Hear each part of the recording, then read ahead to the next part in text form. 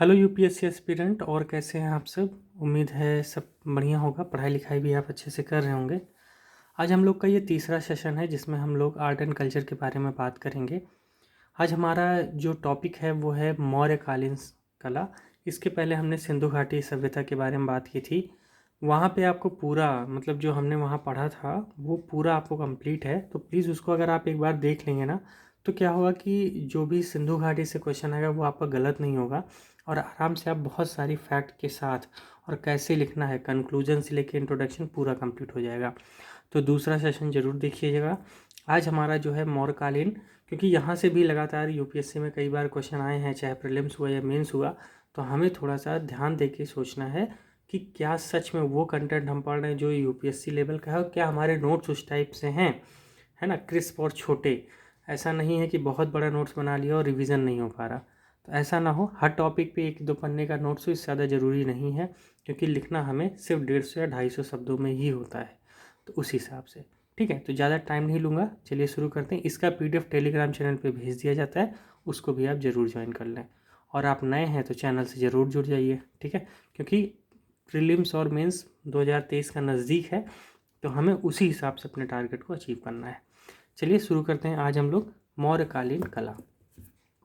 देखिए 11th NCERT है और मैंने काफ़ी कुछ अपनी तरफ से भी इसमें जोड़ा है।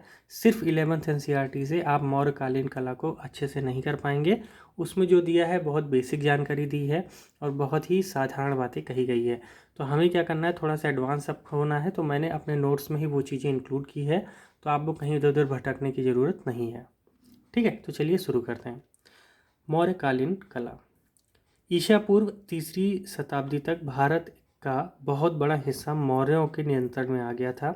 मौर्य सम्राटों में अशोक एक अत्यंत शक्तिशाली राजा हुआ जिसने बौद्धों की श्रमण परंपरा को संरक्षण दिया। क्योंकि आप सभी जानते हैं कि जो अशोक था, अशोक ने बौद्ध परंपरा को ही आगे बढ़ाया था और वो एक बुद्धिस्ट ही था, जो मतलब बुद्ध का ही अनुयायी था। इसीलिए कहा जा रहा है कि मौर्य सम्राटों में अशोक बहुत ही शक्तिशाली, क्योंकि अंतिम राजा था मौर्य सम्राट का, तो बहुत सबसे शक्तिशाली था और बौद्ध परंपरा को उसने आगे बढ़ाया था, सबसे ज़्यादा संरक्षण उसने दिया था।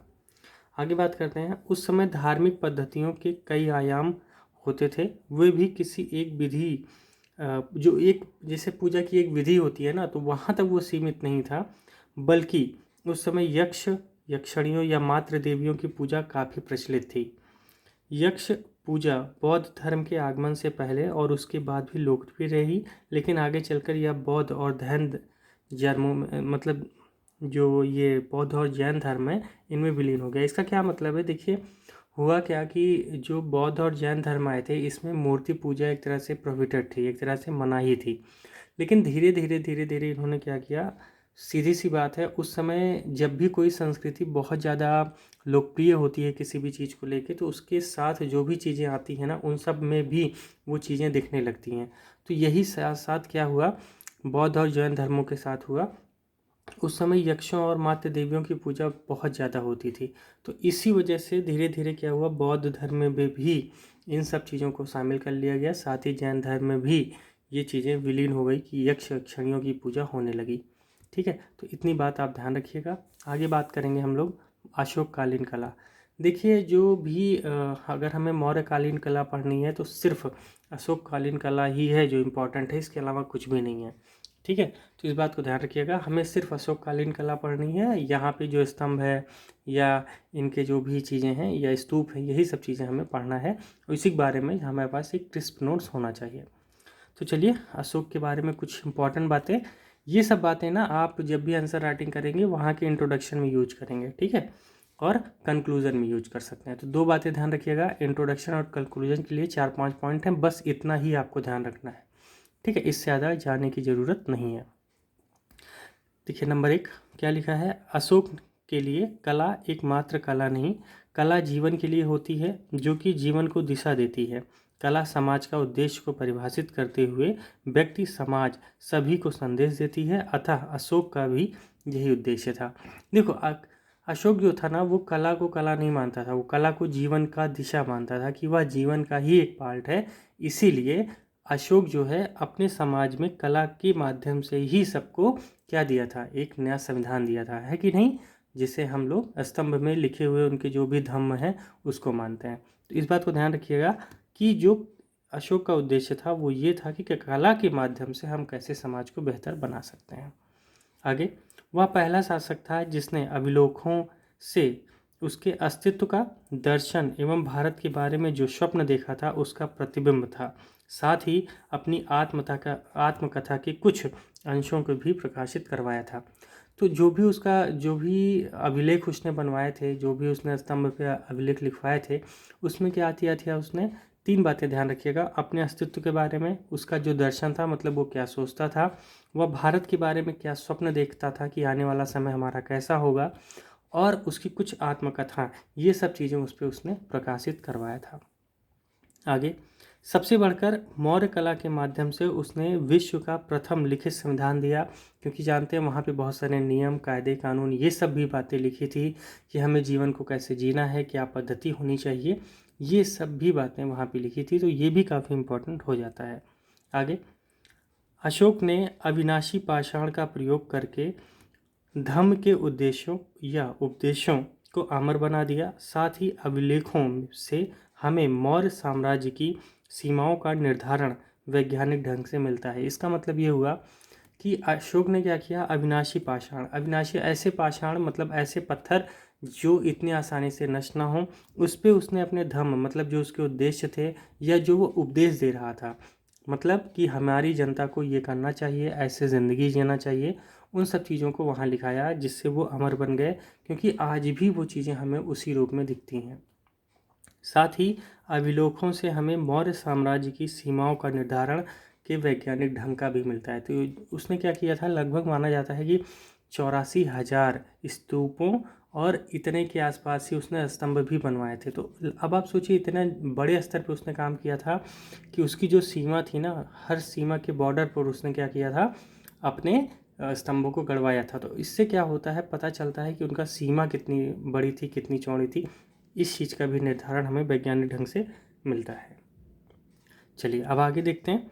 अशोक के लिए कला मात्र साध्य नहीं, अपितु साधन भी थी। साधन किस लिए, कि हमें क्या करना है, उसी के माध्यम से चीज़ों को आगे प्रस्तुत करना है। लेकिन साध्य क्या होता है कि मेरा लक्ष्य क्या है, तो उसका लक्ष्य ही नहीं थी कला, बल्कि साधन भी थी कि उसके द्वारा जो कृत्य किए जा रहे हैं उसको कैसे हम जनता तक पहुँचाएँ। तो ये बातें ना आप क्या कर सकते हैं, बहुत अच्छे से अपने इंट्रोडक्शन में लिख सकते हैं। जैसे यही आप लिख सकते हैं कि अशोक पहला शासक था जिसने क्या किया, विश्व का प्रथम लिखित संविधान दिया। उसका उद्देश्य था कि समाज के कला के माध्यम से समाज के उद्देश्य, जीवन जीने की कला तथा व्यक्ति और समाज सहित संदेश देने के लिए उसने कहा था। ऐसा कुछ आप बना सकते हैं। या फिर आप ये कह सकते हैं कि उसने जो भारत के बारे में स्वप्न देखा था उसका प्रतिबिंब था, उसके दर्शन, उसके अस्तित्व के बारे में तथा उसकी आत्मकथा के बारे में भी उसमें पता चलता है। ठीक है, तो बस ये सब बातें जो भी आपको सही लगे अपने अकॉर्डिंग और अपने मॉड्यूल में शट करके आप बहुत अच्छा सा उत्तर लिख सकते हैं। इतना देखिए, इतना थोड़ा बहुत लिखने का मतलब क्या है, क्योंकि ये कला है और कला जो होती है ना, उसके अंदर जैसे जो मेंस की आंसर राइटिंग होती है, कुछ शब्द आपको ठोस चाहिए, है ना, जिसे आप बार बार रिवीजन करेंगे तो आप बहुत अच्छे से उसका क्रक्स निकाल पाएंगे। तो वही बात कह रहा हूँ, इसीलिए मैंने थोड़ा सा 4-5 जो टॉपिक्स हैं, जैसे 1 2 3 4 5 है ना, इसी 5 में से हमारा काम भर का निकल जाएगा। अब बात करेंगे अशोककालीन स्तंभों की। देखिए, 2 प्रकार के स्तंभ पाए गए थे। एक तो सबसे पहला था जिसपे धम्म लिपियाँ खुदी हुई थी, मतलब जिसपे उसके उपदेश लिखे हुए थे, और दूसरा था सादा। अब जिसपे धम्म लिपियाँ लिखी खुदी हुई थी वो कहाँ पाए गए, दिल्ली में, मेरठ, इलाहाबाद, लौरिया, नंदनगढ़, ठीक है, रामपुरवा, सांची, सारनाथ, लुम्बिनी, यहाँ सब ये सब पाए गए। और जो सादे स्तंभ पाए गए थे वो रामपुरवा, जैसे उसके ऊपर बैल का शीर्ष है। तो इस बात को ध्यान रखिएगा कि रामपुरवा में बैल के जो शीर्ष है, मतलब जो स्तंभ बनाया गया है उसके ऊपर शीर्ष है, जो शीर्ष है वहाँ पे क्या क्या बनाया गया है, बैल बनाया गया है। तो जो बैल बनाया गया है वो कैसा है, सादा स्तंभ है। उसी तरह बाशाड़ में भी हमें क्या मिला है, सादे स्तंभ मिले हैं। तो ये 2 बातें यहाँ ध्यान रखिएगा, कुछ बातें यहाँ ध्यान रखिएगा। ठीक है, तो चलिए आगे देखते हैं कि आगे क्या है।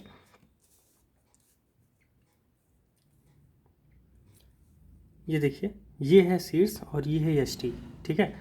ये जो नीचे का पार्ट होता है जो लंबा सा और नीचे आके जो ये मतलब ये धरती है, धरती में मिला हुआ होता है, ये यष्टि होती है। ये होता है चौकठा, जिसके ऊपर कोई मूर्ति रखी रहती है जिसे हम शीर्ष कहते हैं, ठीक। तो इस बात को ध्यान रखना, जो हमने अभी पढ़ा कि रामपुरवा में जो शीर्ष मिला है जो सादा है, तो उस पर कौन है, बैल बैठा हुआ है, ठीक। तो यहाँ कोई और जानवर है, ऐसे कई जानवर हो सकते हैं क्योंकि जानवर बहुत सारे बैठाए गए थे। तो आइए पढ़ेंगे तो हम समझ में आएगा कि स्तंभों में क्या क्या बातें हैं। देखिए, स्तंभ के दो भाग हैं जैसा मैंने बताया, एक यष्टि है और दूसरा शीर्ष है। यष्टि बेलनाकार, एक पतली मीनार की तरह, नीचे कोई आधार नहीं, मतलब नीचे जो है, नीचे कोई चौकठा नहीं बनाया गया है या कोई ऐसी चीज़ नहीं बनाई गई है जिसके ऊपर जो है उसको यष्टि को संभाला गया हो। जैसे आज के मान लीजिए कोई खंभा बनाया गया तो नीचे क्या बनाया जाता है, एक चौखट टाइप का बना दिया जाता है जिसके ऊपर उसको स्थापित किया जाता है, लेकिन यहाँ कोई नीचे आधार नहीं है। इस बात को ध्यान रखना है, ठीक। आपसे प्रीलिम्स में भी ये बात पूछी जा सकती है, तो थोड़ा सा सोच के, ठीक है, कि स्तंभों का कोई आधार नहीं है। इसकी परिधि मतलब ऊंचाई के साथ कम होती है, मतलब नीचे मोटा होगा और ऊपर धीरे धीरे वो क्या हो जाता है, थोड़ा पतला हो जाता है। इसके ऊपर कांचवत का एक ओप जिसकी चमक आज भी इस पर विद्यमान है। इस प्रकार की यष्टि विश्व में कहीं से उपलब्ध नहीं हुई है। देखिए, इतना ये चिकना है ना, माना यह जाता है कि इसके ऊपर कोई एक टाइप का कांचवत ओप लगाया गया था जिससे उसको छूने से एकदम चिकना फील होता है, और ऐसी चिकनाई विद्यमान है कि आज तक वो है। और ऐसी यष्टि मतलब इस टाइप की जो बनाई गई थी यष्टि, ये आज तक पूरे विश्व में कहीं प्राप्त नहीं हुई है। तो ये अपने में एक बहुत बड़ी उपलब्धि थी मौर्यकालीन सभ्यता की, कि उस समय भी इतने बेहतर थे कि आज तक वो चीज़ें विद्यमान है और वैसे का वैसा बना है और इतनी चमकदार के साथ, ठीक। तो ये कहीं ना कहीं उनके कला की ही बड़ाई करता है। अब आगे बात करेंगे हम लोग शीर्ष की। शीर्ष को यष्टि के ऊपर रखा गया, जैसा कि आप देख सकते हैं यष्टि है उसके ऊपर, वह भी बिना किसी मसाले सीमेंट के बिना। बस सोचिए मतलब कि कैसे रखा गया है। यहाँ एक प्रकार का ताम्र बोल्ट का प्रयोग किया गया है जिससे वो जुड़े रहें, ठीक है। कोई मसाला और सीमेंट का प्रयोग नहीं किया गया है। इसके मोटे तौर पर तीन भाग हैं, निम्नतर, मध्य और ऊपरी। जैसे ये निम्नतर हो गया, ये मध्य हो गया, और ये जो चौकठा टाइप का है ये ऊपरी हो गया। आगे, यष्टि के ऊपर वाला भाग अधोमुखी कमल सा प्रतीत होता है। जो ये वाला भाग है ये थोड़ा कमल टाइप का लगेगा दिखने में।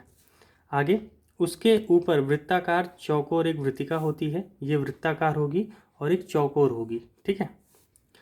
वृत्तिका होगी जिसके चारों ओर उभरी हुई आकृतियाँ, जो ये उभरी हुई आकृति होगी। चलिए यहाँ तक। देखिए, एग्ज़ाम में ना इसको एक बार ट्राई कर लीजिएगा, तो एग्ज़ाम में अगर आया ऐसा सवाल तो आप इसको बना देंगे, ठीक है। इस बात को ध्यान रखिएगा। चलिए आगे, यष्टि के ऊपर वाला भाग अधोमुखी कमल सा प्रतीत होता है। उसके ऊपर वृत्ताकार चौकोर एक वृत्तिका है जिसके चारों ओर उभरी हुई आकृतियाँ हैं, ठीक है। यहाँ तक ठीक है। आगे कहा जा रहा है, शीर्ष पर किसी पशु आकार से मंडित है। ये पशु सिंह, ऋषभ या अश्व हो सकता है, मतलब चाहे शेर होगा, सिंह होगा, ऋषभ मतलब हो गया कि कोई सांड वगैरह, या अश्व मतलब घोड़ा हो सकता है, जो चारों दिशाओं का प्रतीक माने जाते हैं। कहाँ पे, इस मौर्यकालीन सभ्यता में, ठीक है। इस बात को ध्यान रखना है। आगे, सारनाथ का सिंह सर्वोच्चतम है। स्वतंत्र भारत सरकार ने अपना राज्य चिन्ह इसे बनाया, जैसा आप देखते हैं हमारा जो राष्ट्रीय चिन्ह है जिसमें 4 शेर हैं। इस पर 4 भव्य सिंह पीठ से पीठ सटाए खड़े हैं। ये सिंह चक्रवर्ती सम्राट अशोक की शक्ति अथवा शाक्य सिंह बुद्ध की शक्ति के प्रतीक हैं। मतलब चारों दिशाओं में है और चारों दिशाओं में किसी का पटाखा फहरा रहा है, वो कहा जाता है कि चक्रवर्ती सम्राट अशोक के ये प्रतीक हैं। मतलब चारों दिशाओं में कि उससे बड़ा राजा कोई नहीं था, उससे बड़ा सिंह कोई नहीं था, इस वजह से माना जाता है। और ये भी माना जाता है कि जो बुद्ध हैं उनकी शक्ति के प्रतीक हैं ये चारों शेर।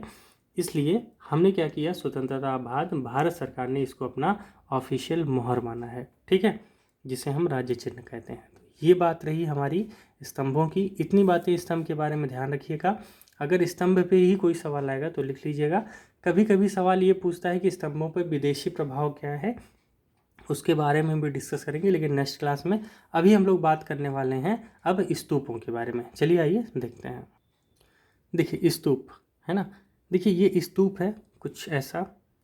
ऊपर जो होगा ये छत्र होता है, उसके नीचे एक छोटा सा घेरा होता है जिसे हम हरिमिका कहते हैं, और ये जो होता है गोल सा इसे अंड कहा जाता है। और अंड के नीचे एक मेधी होती है, मेधी मतलब जिससे उसको घेरा गया होता है, और नीचे जो ये स्थान होता है इसे वेदिका कहा जाता है। और इसके बगल दो स्तंभ खड़े किए जाते हैं जिसे तोरण कहा जाता है। तो ये कुछ बातें ध्यान रखिएगा कि, और इसका चित्र एक बार आप बना लीजिएगा जिससे क्या हो कि आपको ये पता चले कि स्तूप दिखने में कैसे होते हैं। ठीक है, देखिए ये मैंने नोट्स खुद ही बनाए थे, तो क्या है कि आपको उसी टाइप से नोट डाउन कर लेना है, या आप चाहते हैं और क्रिस्प तो आप इसको और क्रिस्प कर सकते हैं, लेकिन मुझे लगता है एक ही पन्ने में मैंने बनाया है, इससे ज़्यादा जानना भी नहीं है और इतना जानना ज़रूरी है, क्योंकि क्या होता है बहुत सारी चीज़ें भूल जाती हैं लेकिन कुछ बातें याद रहती हैं इस वजह से। चलिए ये देखते हैं। स्तूप ईंट अथवा प्रस्तर से बने ठोस गुम्बद होते हैं। इन्हें बौद्ध और जैन धर्म किसी पवित्र स्थान पर स्मारक के रूप में निर्मित करते थे। अब इसको जो ये है, मतलब कि जो स्तूप बनाया जाता था ये किससे बनाए जाते थे, ईंट से या प्रस्तर से। और इसको ये माना जाता है कि ये दोनों जगह बने हैं, चाहे बौद्ध धर्म हो या जैन धर्म हो, दोनों जगह इसका निर्माण बराबर रूप से हुआ है। तो इस बात को ध्यान रखना है।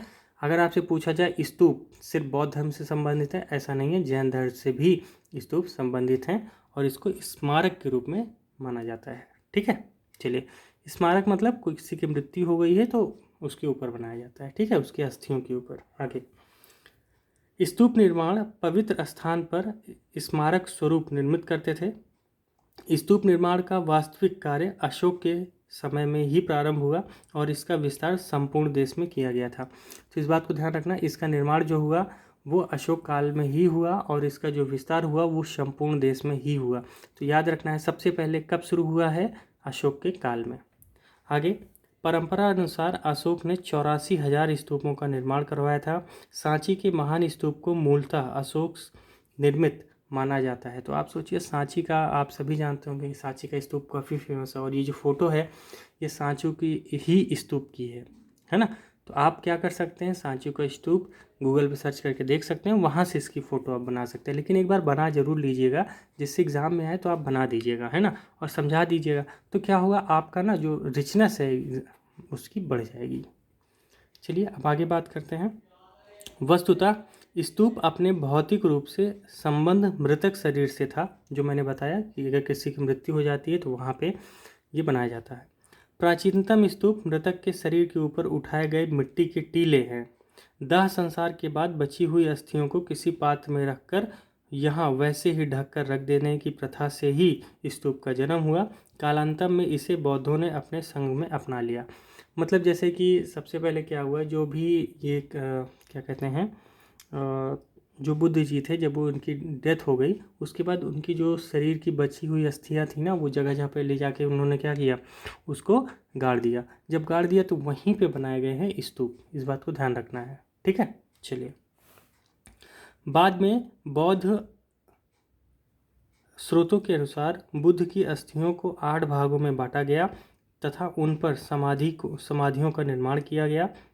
अशोक काल में इन समाधियों का उत्खनन कर उन अस्थियों को कई भागों में विभाजित कर स्तूप का निर्माण कराया गया। ठीक है, अब समझिए बात को ना। देखो, जब बुद्ध की मृत्यु हुई तो उनके 8 भागों में बांटा गया और उस पर समाधि निर्माण किया गया। लेकिन जब अशोक आए तो इन समाधियों का फिर से उन्होंने खुदाई की और खुदाई करके उन अस्थियों को निकाला और उन अस्थियों को कई जगहों में विभाजित किया, और जहाँ जहाँ ले जाके दोबारा उसको उन्होंने क्या किया, स्थापित किया या समाधि बनाई, तो वहाँ पे उन्होंने स्तूप का निर्माण किया। कुल मिला के यही कहानी है, बस यही इतना आपको जानना है। अब बात करते हैं हम लोग स्तूप के प्रकार। देखिए, स्तूप के प्रकार में कुल मिला के 3 टाइप के हैं। पहला शारीरिक है, दूसरा परिभौलिक है और तीसरा है उद्देश्यात्मक, मतलब एक तरह से उद्देश्यक, कि किसी उद्देश्य के रूप में बनाया गया है।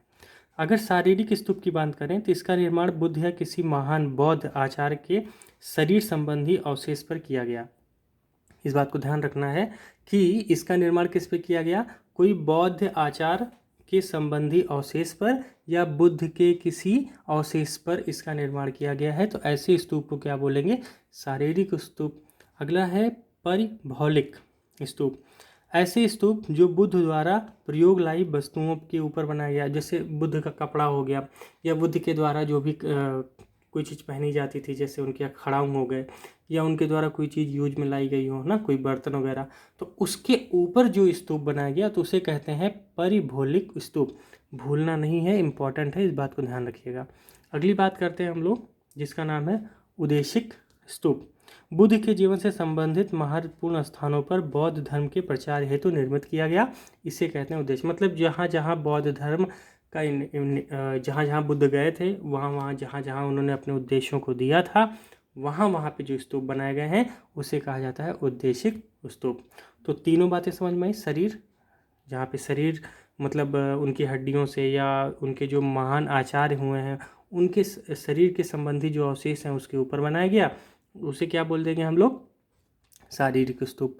परिभौलिक स्तूप बुद्ध के द्वारा प्रयोग में लाई गई वस्तुओं पे बनाया गया तो परिभौलिक हो गया। उद्देशिक, जहाँ पे जहाँ जहाँ बुद्ध गए और वहाँ वहाँ अपने उद्देश्य दिए, उसे कहेंगे उद्देशिक स्तूप। कोई दिक्कत? आगे आगे देखिए, अगला है, एक और है पूजार्थक, है ना, एक और है पूजार्थक स्तूप। ये क्या है? बुद्ध के पूजा हेतु निर्मित किया गया स्तूप। तो कुल मिला के कितने टाइप के हैं? चार, इस बात को ध्यान रखिएगा। पहला है शारीरिक, परिभाषिक, उद्देशिक और पूजार्थिक। इस बात को ध्यान रखिएगा, 4 हैं, 3 नहीं है, 4 हैं। कितने हैं? 4 हैं, भूलना नहीं है, 4 हैं कुल मिला के। और इन चारों स्तूपों को आपको ध्यान में रखना है। अब हम बात करेंगे, जो हमने अभी देखा ऊपर स्तूप, उसके प्रमुख अंग क्या हैं, उसका निर्माण का उद्देश्य क्या था, उसका प्रतीक क्या है। सबसे पहले रेलिंग, वेदिका, है ना। तो वेदिका हमने देखा, वेदिका कहाँ बनती थी, जैसे ये देखिए एक बार फोटो आप, है ना। तो यहाँ पे ये जो नीचे वाला हिस्सा है, ये वाला, ये वेदिका है ना, वेदिका।